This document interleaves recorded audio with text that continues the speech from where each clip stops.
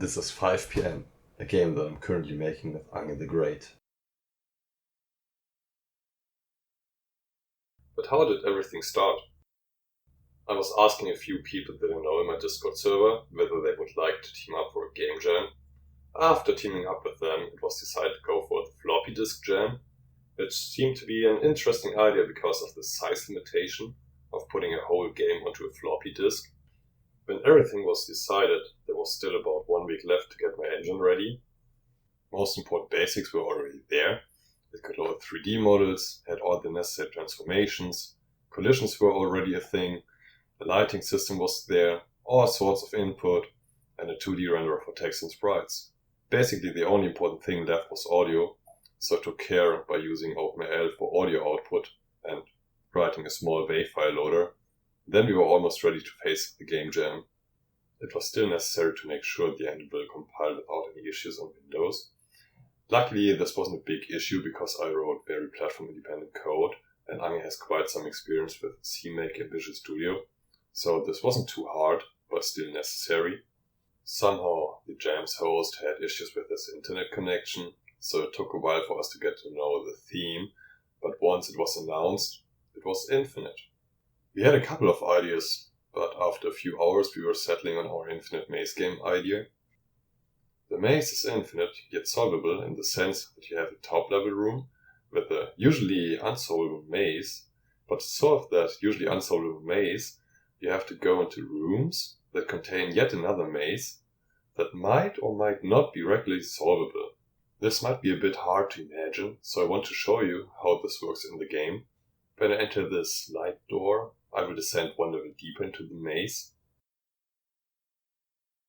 Now I just have to get to the ground door on the right side of the room to get back up. When I'm going through it, I'm back in the previous room, just on the other side of the wall. Now that I showed the main game mechanic, I want to show you the progress we made during the game jam. Everything is still purple, since on the first day we obviously didn't have any textures yet, and the default texture in the engine is purple.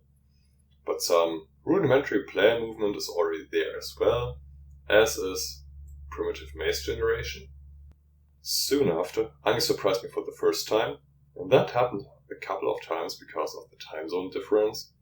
When I woke up, Ange had some very primitive textures and lights placed, and the game really wanted to become a horror game. Then it was time for getting the doors, or portals, how we called them back then. Up to this point there was always only the main room and no sub-rooms. I do remember Ange saying the worst part about the game is explaining it. Each time you try to explain something about the game, it gets mind-bending pretty fast. So he was suffering getting the doors working at the time. Luckily I was more taking care of displaying the results of his maze generation back then. The next day our office theme emerged. Ange was creating the textured walls and I was creating doors and our important clocks. The clocks are showing in which level of the maze you are. You start at 5 p.m. and for each level down the clock shows 1 hour later, and when you get up again the clock shows earlier times again. They are an important tool for orientation in the maze.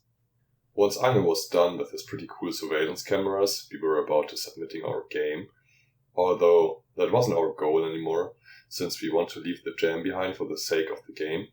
The size limitation would be bad for future versions of the game, and because of the sad size limitation, we were only able to submit a weird Linux version without any libraries, and it wasn't even possible to make a proper Debian package, because that would be already too big. Despite most people were unable to play our game, we still won the jam somehow. But to be honest, I suspect the fact that our game was the only one with proper 3D graphics was a very important factor. After our surprising win of the game jam, we were thinking about how we could make some real game prototype or proof of concept with basic but more complete gameplay. Because of our concerns about the quality of our code, Ange was also restructuring our code to make it better extendable and simply more coherent. And because I didn't have too much experience with C++ myself, I had quite some learning experience by suddenly working with templates and inheritance. When the restructuring was done, Ange got back to the level generation to make it more interesting for the player and also making sure that it's solvable. In the meantime, I was busy reading a lot of code again and creating some temporary phone where the player can get messages from their boss, and they do start receiving messages when their stress level reaches a certain threshold. And when the player receives messages, I made sure to create an annoying ringtone.